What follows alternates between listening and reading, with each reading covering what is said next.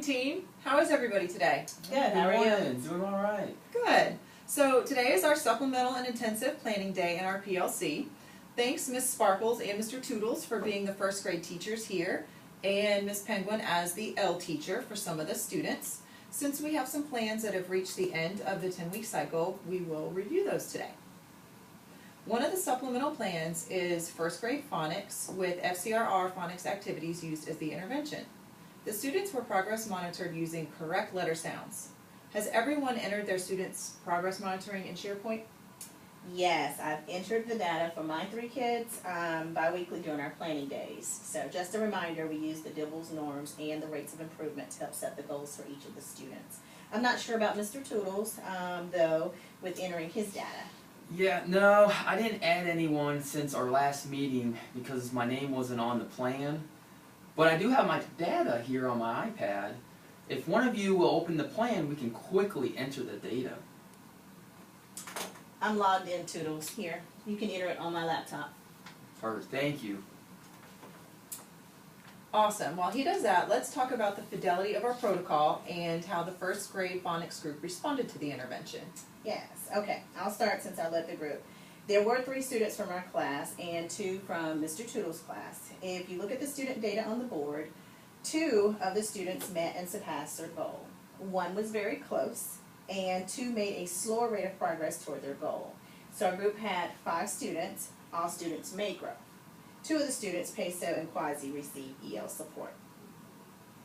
That's great. Were you able to give the intervention as prescribed on the standard treatment? Yep, we met 3 days a week, 20 minutes a session during our intervention block, and Ms. Penguin and Ms. Assistant were in my room to support during that time as well. I was out for 3 days, 1 week with the flu, but Mr. Toodles took over the intervention, so no student missed more than 1 intervention session. Quasi has lived here for 3 years and receives consultation services. Peso moved here last year and received some push-in support. Yeah, and I've worked with Miss Penguin on providing language supports in the classroom as part of the core that has helped other students. Yeah. So you see, Barnacles met his goal. His MAT percentile went up from BOY to MOY, and his classwork is showing he's on grade level. So I think he can exit.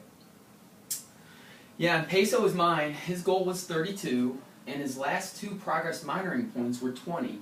He continues to struggle in class, so I think he probably needs a more intensive intervention.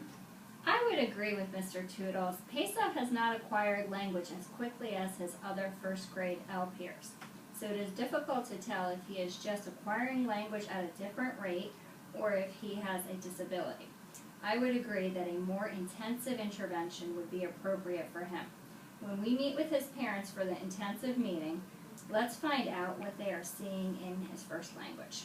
And then looking at Shellington, did not quite meet his goal. His last progress monitoring data point was 25 and his goal was 30. He's making steady gains in class though, so continuing the intervention for him may be appropriate. Yep, that makes sense. His Dibble scores were yellow when he was in kindergarten. We could continue the intervention with him, and if we don't see him improving across the board at the end of another intervention cycle, then we could consider moving to a more intensive intervention.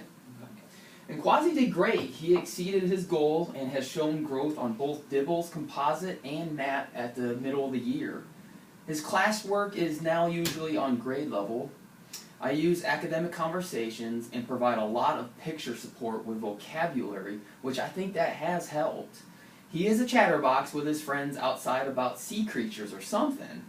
So I think he has just really gotten the hang of English. Yes, Quasi has made huge gains this year. He loves that kids show, Aquanauts, which is about adventuring sea animal scientists. So looking at our last student, Dashi, she came extremely close to meeting her goal of 38. Her MAT percentile is about the same from BOY to MOY, so I'm thinking we should just continue her intervention at this time. Sounds good. Okay. So we talked about the protocol effectiveness and fidelity and how to move forward with each student. What do we need to do to complete our review now? Good question. So now we'll go to SharePoint, and there we will click on each student's name and then edit the student details. In addition, we can add any additional information in the notes section. There are just a few questions to answer. Once we do that for each student, we can then create a new supplemental plan for Shellington and Dashi. We want to just continue PESO's intervention and progress monitoring until we meet in the intensive meeting. Who will send home the intensive letter to invite the parents? I can send it home. And then I'll go ahead and print the summary reports to send home for the kids and their parents. Okay, cool. There is a Spanish parent invitation you can use in the MTSS Google folder.